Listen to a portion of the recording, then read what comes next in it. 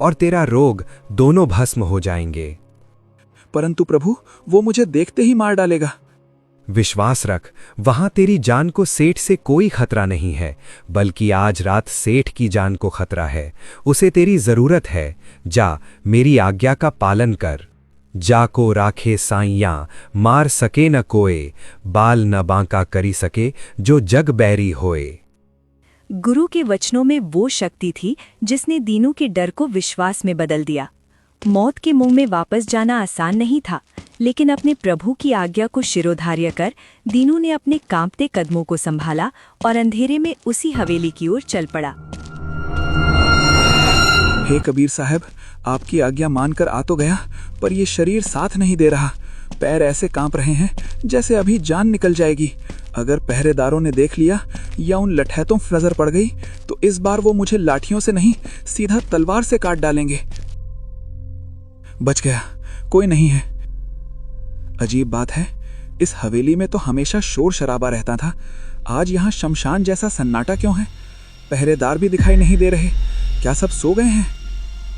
अरे ये क्या, पूरा घर खाली पड़ा है और सेठ जी के कमरे में सिर्फ एक टिमटिमाता हुआ दिया जल रहा है। और ये कैसी अजीब आवाजें आ रही हैं, जैसे कोई बुरी तरह रो रहा हो या तड़प रहा हो। माँ, मर गया, कोई तो आओ। ये तो सेठ सी आवाज है, लेकिन ये तो शेर की तरह दहाड़ता था, आज बिल्ली की तरह क्यों रो रहा है? कहते हैं जब पाप का उदय होता है तो रेशम के गद्दे भी कांटों की तरह चुभने लगते हैं।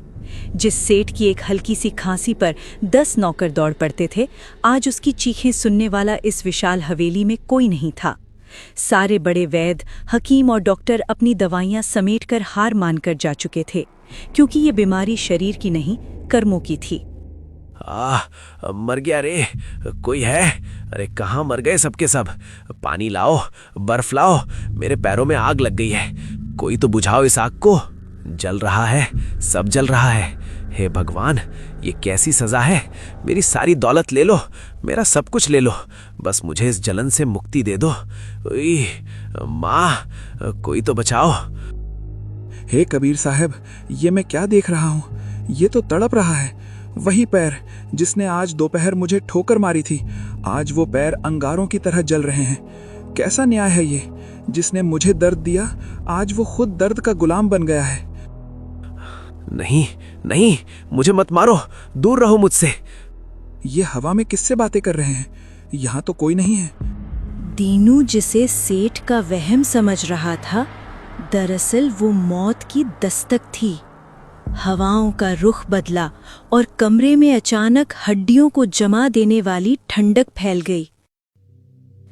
उसी पल अंधकार गहराया और सेठ के सामने साक्षात यमदूत प्रकट हो गए। अरे अचानक इतनी ठंड क्यों हो गई? अभी तो पसीना आ रहा था, अब खून जम रहा है। समय समाप्त हुआ धनपत, बहुत पाप किए तूने, निर्दोषों को सताया, गरीबों का हक मारा।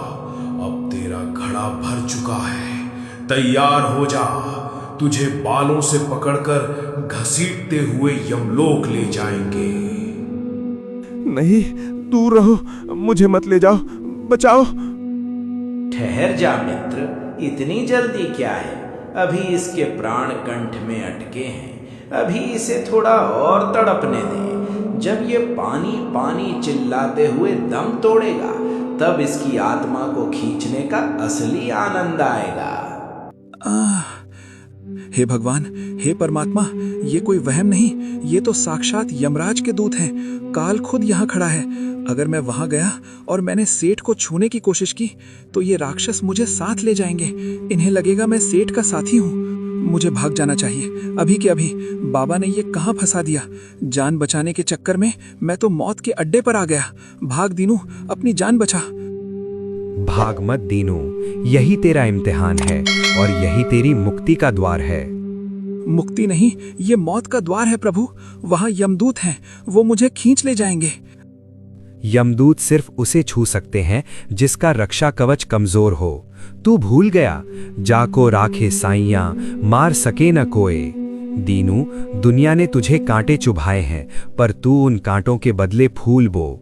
बदला मत ले, बदलाव ला। जा, अपना हाथ उस पापी के जलते हुए पैरों पर रख। तेरी भक्ति ही आज इसकी ढाल है। क्षमा करें प्रभु, मैं डर गया था। मैं भूल गया था कि आप मेरे साथ हैं। आपकी आज्ञा सिर आंखों पर। अब जो होगा वो आपकी मर्जी। अरे, ये तुच्छ प्राणी कौन है? इसे हमारा भय नहीं। मूर्ख, वापस जा। अपनी मौत के पास क्यों आ रहा है? मेरे गुरु मेरे साथ हैं, मेरे गुरु मेरे साथ हैं। हे मेरे मालिक, तेरा नाम लेकर हाथ बढ़ा रहा हूं। अगर जल गया तो तेरी मर्जी, और बच गया